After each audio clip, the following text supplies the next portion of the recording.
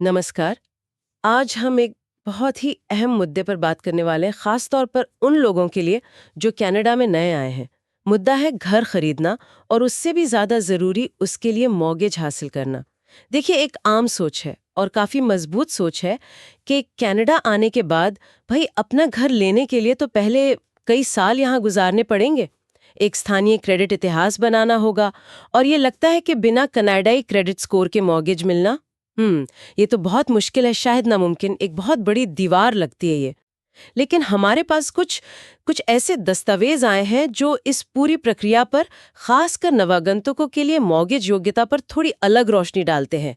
ऐसा लगता है कि शायद रास्ता उतना मुश्किल नहीं है जितना हम सोचते हैं। तो आज हमारी इस चर्चा का मकसद यही है। हम समझना चाहते हैं कि कनाडा में नए आए लोग, मतलब नवागंतुक, असल में कैसे, शायद उम्मीद से भी जल्दी मॉर्गेज के लिए योग्य हो सकते हैं। क्या है वो प्रक्रिया? कौन सी चीजें हैं जो मायने रखती हैं? और इसमें सबसे मजेदार बात क्या है पता है? वो ये कि कनाडा का क्रेडिट इतिहास न होना वो अपने आप में हमेशा मॉर्गेज पाने में रुकावट नहीं बनता। ठीक है, चलिए इसे खोलकर समझते हैं। हमारे जो स्रोत हैं वो साफ साफ क्या कह रहे हैं इस बारे में। जो दस्तावेज हमने देखे उनमें तो सीधी बात लिखी है, कनाडा का क्रेडिट इतिहास नहीं है, कोई बात नहीं, आप फिर भी मॉर्गेज पा सकते हैं। ये बात उस आम सोच से बिल्कुल अलग है कि अरे पहले तो सालों साल क्रेडिट बनाना पड़ेगा। तो ये होता कैसे है, ये मुमकिन कैसे है? हाँ, ये सुनने में शायद थोड़ा अजीब लगे, लेकिन ये बिल्कुल संभव है। देखिए, हमें ये समझना होगा कि जो ऋणदाता हैं, मतलब मॉर्गेज देने वाले बैंक या कंपनियां, वो असल में ढूंढ क्या रहे हैं। उनका असली मकसद सिर्फ एक क्रेडिट स्कोर का नंबर देखना नहीं होता। वो तो आवेदक की पूरी वित्तीय विश्वसनीयता देखना चाहते हैं। मतलब, क्या ये व्यक्ति आर्थिक रूप से जिम्मेदार है? क्या वो नियमित तौर पर पैसे चुका पाएगा? उनमें वो क्षमता है, वो इरादा है। क्रेडिट स्कोर तो इस पूरी तस्वीर का बस एक हिस्सा है, अकेला हिस्सा नहीं। और खास तौर पर नवागंतुकों के मामले में देखिए, कई कनाडाई ऋणदाता ये बात समझते हैं। जाहिर है, कोई नया आया है तो उसके पास आते ही स्थानीय क्रेडिट हिस्ट्री कहां से होगी। तो इसलिए कुछ बड़े बैंक और खास मॉर्गेज बीमाकर्ता भी हैं जो मॉर्गेज के रिस्क को कवर करते हैं। वो ज्यादा, क्या कहते हैं, लचीला रवैया अपनाते हैं। अच्छा, मतलब वो सिर्फ इसलिए दरवाजा बंद नहीं कर देते कि किसी के पास कनाडा का क्रेडिट स्कोर नहीं है। बिल्कुल। वो मानते हैं कि भाई, किसी की वित्तीय जिम्मेदारी की कहानी सिर्फ एक देश के क्रेडिट सिस्टम तक ही सीमित नहीं होती। यहां दिलचस्प बात यह है कि ये जो संस्थान है, ये नवागंतुकों के लिए वैकल्पिक, मतलब दूसरे तरीकों से मूल्यांकन करने को तैयार हैं। वो जानते हैं कि भाई, टैलेंट है, पैसा है, स्थिरता है, ये दुनिया भर से आता है और उसको पहचानने के लिए सिर्फ यहाँ के पैमाने काफी नहीं है। तो वो दूसरे सबूत देखने को तैयार रहते हैं जो किसी की साख साबित कर सकें। ये एक तरह से ज्यादा व्यवहारिक सोच है ना। तो फिर ये वैकल्पिक तरीके असल में हैं क्या? अगर मान लीजिए किसी के पास कैनेडियन क्रेडिट स्कोर नहीं है, तो बैंक या ऋणदाता कैसे अंदाजा लगाते हैं कि भरोसे के लायक हैं या नहीं? स्रोत बताते हैं कि कुछ खास तरह के दस्तावेज हैं जो काम आते हैं। जैसे पहला जरिया बताया गया है अंतर्राष्ट्रीय क्रेडिट रिपोर्ट। इसका क्या मतलब है? क्या मतलब अपने देश की क्रेडिट रिपोर्ट यहाँ काम आ सकती है? हाँ, कुछ हद तक बिल्कुल। अगर मान लीजिए कोई व्यक्ति है, उसका अपने मूल देश में, चाहे वो भारत हो, चीन हो या कोई और देश, वहाँ का क्रेडिट रिकॉर्ड बहुत अच्छा रहा है, साफ सुथरा है। मतलब जहाँ उन्होंने समय पर कर्ज चुकाए हैं, क्रेडिट कार्ड ठीक से इस्तेमाल किया है, तो उस देश की क्रेडिट रिपोर्ट यहाँ कनाडा में कुछ ऋणदाताओं के लिए काफ़ी मददगार हो सकती है। ये रिपोर्ट दिखाती है कि आवेदक का पुराना वित्तीय व्यवहार कैसा रहा है। ये एक तरह से उनके वित्तीय कैरेक्टर का सबूत है, जो किसी देश की सीमा में नहीं बंधा होता। हाँ, ये हमेशा कनाडाई स्कोर का सीधा रिप्लेसमेंट नहीं होती, पर यह एक प्लस पॉइंट जरूर है। अच्छा, तो ये तो हुई उनके पिछले रिकॉर्ड की बात।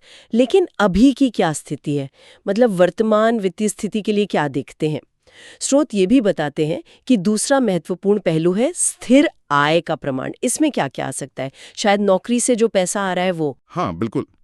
देखिए, ऋणदाता ये तो पक्का करना चाहेंगे कि जो आवेदक है, उसके पास मॉर्गेज की मासिक किस्तें चुकाने के लिए काफ़ी और नियमित आय है या नहीं। और यहाँ भी वो नवागंतुकों के लिए थोड़ी नरमी दिखाते हैं। ज़रूरी नहीं है कि आय का सबूत सिर्फ कनाडा से ही हो। अरे वाह!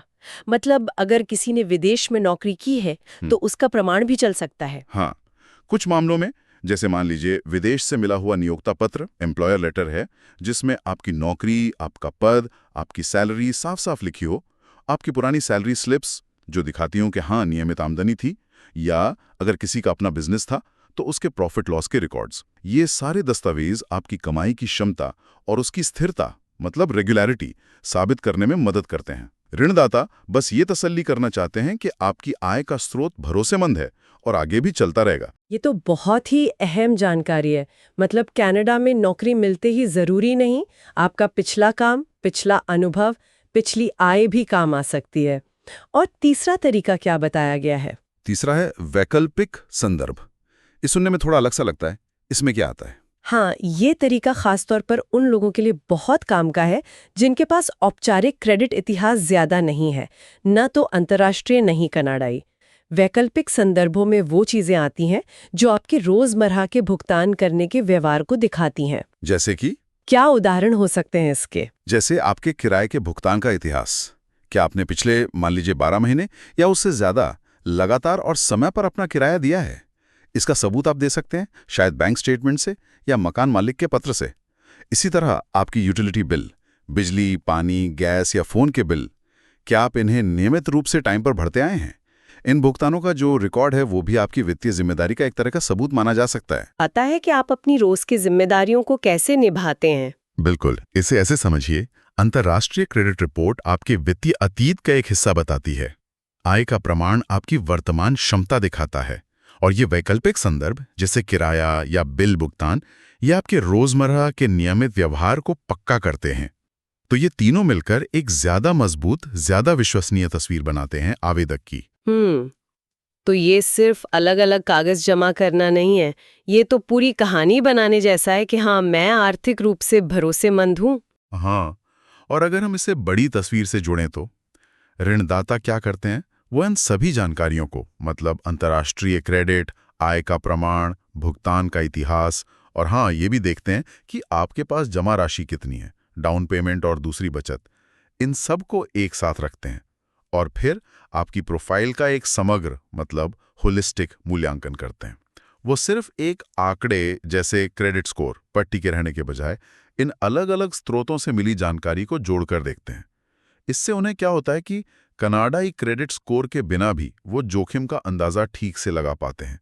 ये एक तरह से आवेदक को सिर्फ एक क्रेडिट फाइल नहीं बल्कि एक व्यक्ति के तौर पर समझने की कोशिश है। ये तो वाकई एक काफी अलग नजरिया है। इसका मतलब है कि सिस्टम उन लोगों के लिए भी दरवाजे खोल सकता है जो शायद पारंपरिक सांचे में फिट न होते हों, जैसे कि नवागंतुक। हाँ, और ये प्रक्रिया सिर्फ मॉर्गेज पाने तक ही नहीं रुकती, इसके कुछ और भी बहुत महत्वपूर्ण फायदे हैं। यह बात वाकई दिलचस्प हो जाती है, क्योंकि अच्छा मान लिया कि इन वैकल्पिक तरीकों से कोई योग्य हो गया, तो इसके बाद नवागंतुकों को और क्या लाभ मिल सकते हैं।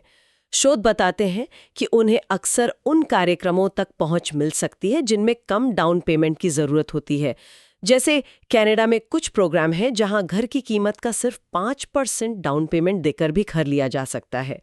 क्या ये नवागंतुकों के लिए भी मुमकिन है? जी हाँ, स्रोत तो यही इशारा करते हैं कि इन वैकल्पिक मूल्यांकन प्रक्रियाओं के जरिए जो नवागंतुक योग्य पाए जाते हैं वो भी इन 5% डाउन पेमेंट वाले कार्यक्रमों का फायदा उठा सकते हैं, बशर्ते वो दूसरी शर्तें पूरी करते हों, जाहिर है।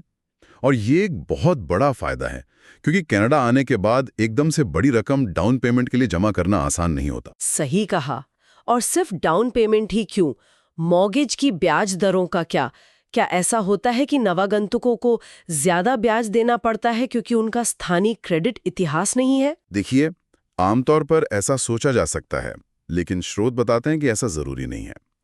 जिन नवागंतुकों की वित्तीय प्रोफाइल मजबूत पाई जाती है, चाहे वो वैकल्पिक दस्तावेजों के आधार पर ही क्यों ना हो, उन्हें अक्सर वैसी ही अच्छी प्रतिस्पर्धी मॉर्गेज दरें मिल सकती हैं जैसी कनाडा में लंबे समय से रह रहे लोगों को मिलती हैं। बात वही है, ऋणदाता जोखिम का आकलन करते हैं।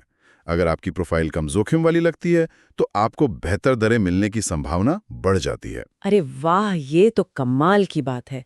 इसका मतलब है कि आप न सिर्फ शायद जल्दी घर खरीद सकते हैं बल्कि अच्छी शर्तों पर भी। तो इसका सीधा असर क्या पड़ता है फिर? इसका सीधा और सबसे बड़ा असर यह है कि व्यक्ति मतलब वो नवागंतुक किराए पर पैसा खर्च करते रहने के बजाय बहुत जल्दी अपने घर में इक्विटी बनाना शुरू कर सकता है। इक्विटी मतलब घर की कुल कीमत का वो हिस्सा जो कर्ज चुकाने के बाद असल में आपका अपना है। जैसे जैसे आप मॉर्गेज की किस्तें चुकाते जाते हैं और समय के साथ उम्मीद तो यही होती है घर की कीमत बढ़ती है, आपकी इक्विटी भी बढ़ती जाती है। ये कनाडा में आपकी अपनी संपत्ति, अपनी वित्तीय नींव बनाने की दिशा में एक बहुत ही महत्वपूर्ण और तेज कदम हो सकता है। ये सिर्फ एक छत पाने से कहीं ज्यादा है, ये तो भविष्य के लिए एक निवेश है। तो ये प्रक्रिया सिर्फ घर खरीदने में ही मदद नहीं कर रही, बल्कि ये नवागंतुकों को कनाडा में आर्थिक रूप से पैर जमाने में भी तेजी ला सकती है। बिल्कुल। ये जो नजरिया है, ये असल में नवागंतुकों द्वारा अपने साथ लाए गए वित्तीय इतिहास, उनके अनुभव और उनकी स्थिरता को मान रहा है, उसे महत्व दे रहा है, बजाय इसके कि उन्हें बिल्कुल शून्य से शुरुआत करनी पड़े, जैसे कि उनका पिछला कोई वित्तीय जीवन था ही नहीं। ये सिस्टम उनके पिछले रिकॉर्ड्स और उनकी आज की क्षमता को ध्यान में रखता है। ये मूल्यांकन का एक ज्यादा समावेशी, मतलब सबको साथ लेकर चलने वाला और ज्यादा यथार्थवादी तरीका है। ये मानता है कि भाई वित्तीय विश्वसनीयता और जिम्मेदारी किसी एक देश की सीमाओं में बंधी नहीं होती। ये तो सोचने के तरीके में एक बड़ा बदलाव दिखाता है, खासकर वित्तीय संस्थानों की तरफ से। हाँ, और देखिए ये एक महत्वपूर्ण सवाल खड़ा करता है, वो ये कि हमारी जो वित्तीय प्रणालियां हैं वो आज की इस वैश्विक दुनिया के हिसाब से कैसे ढल सकती हैं और कैसे ढलनी चाहिए। आज लोग एक देश से दूसरे देश जा रहे हैं, काम कर रहे हैं, बस रहे हैं। तो ये उदाहरण दिखाता है कि सिस्टम ज़्यादा लचीला हो सकता है, वो पारंपरिक संकीर्ण दायरों से बाहर देख सकता है। ये सिर्फ नवागंतुकों के लिए ही नहीं, बल्कि शायद भविष्य में वित्तीय मूल्यांकन के एक व्यापक मॉडल के लिए भी एक सबक हो सकता है। तो इस सब का क्या मतलब है? मतलब अगर हम आज की सारी बातचीत का सार निकालें, तो सबसे बड़ा सबक क्या है उन लोगों के लिए जो कनाडा में नए हैं और घर का सपना देख रहे हैं? मेरे ख्याल से सबसे बड़ा सबक ये है कि सिर्फ इसलिए हिम्मत ना हारें या निराश ना हो कि आपके पास कनाडा का क्रेडिट इतिहास नहीं है। ये सोचना कि अरे घर का मालिक बनना तो अभी कई साल दूर की बात है, शायद ये सोच सही ना हो। जैसा कि हमने देखा, मोर्गेज पाने के लिए दूसरे रास्ते भी मौजूद हैं। सही जानकारी हो, सही दस्तावेज हों और सही ऋणदाता या सलाहकार मिल जाए तो घर खरीदने का सपना शायद आपकी उम्मीद से कहीं ज्यादा जल्दी पूरा हो सकता है। हाँ, मतलब तैयारी और जानकारी बहुत ज़रूरी है। ये जानना कि अच्छा मेरी अंतर्राष्ट्रीय क्रेडिट रिपोर्ट काम आ सकती है, या मेरी पिछली आय का प्रमाण या मेरे किराए के भुगतान का रिकॉर्ड भी कुछ मायने रखता है, ये जानना ही अपने आप में बहुत बड़ी बात है। निश्चित रूप से अपनी जो वित्तीय कहानी है उसे सही ढंग से पेश करना बहुत जरूरी है। अपने दस्तावेज तैयार रखना, अपनी आय और बचत का साफ हिसाब रखना, और हाँ, शायद किसी ऐसे मोर्गेज ब्रोकर या वित्तीय सलाहकार से बात करना जो खास तौर पर नवागंतुकों के साथ काम करने का अनुभव रखते हों, ये सब प्रक्रिया को काफी आसान बना सकते हैं। क्रेडिट इतिहास के भी मॉर्गेज पाना बिल्कुल मुमकिन है। ऋणदाता सिर्फ स्कोर नहीं देखते, बल्कि पूरी वित्तीय तस्वीर देखते हैं, जिसमें आपकी अंतर्राष्ट्रीय क्रेडिट रिपोर्ट, आय का प्रमाण और यहाँ तक कि किराया या बिल भुगतान जैसे वैकल्पिक संदर्भ भी शामिल हो सकते हैं। और इसके फायदे भी बड़े हैं, जैसे कम डाउन पेमेंट वाली योजनाओं तक पहुंच मिलना और अच्छी प्रतिस्पर्धी ब्याज दरें पाना, जिनसे आप जल्दी इक्विटी बनाना शुरू कर सकते हैं। बिल्कुल। और इस पूरी चर्चा से एक आखिरी विचार जो मेरे मन में आ रहा है और जिस पर शायद श्रोता भी सोच सकते हैं, ये जो तरीका है वित्तीय भरोसेमंदता को आंकने का, मतलब सिर्फ स्थानीय क्रेडिट स्कोर या पारंपरिक पैमानों से आगे देखना, ये कितना महत्वपूर्ण और प्रासंगिक है आज के समय में।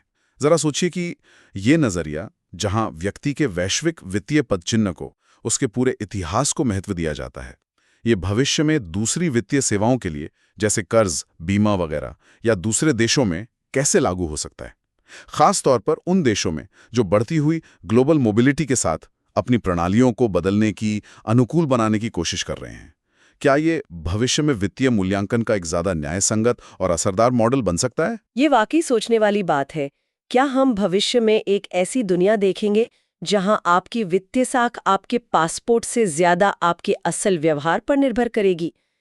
खैर, ये तो भविष्य बताएगा, लेकिन आज की चर्चा से ये तो साफ है कि नई प्रणालियों को समझना और उनमें अपना रास्ता बनाना, खासकर जब आप एक नए देश में हो, मुश्किल लग सकता है।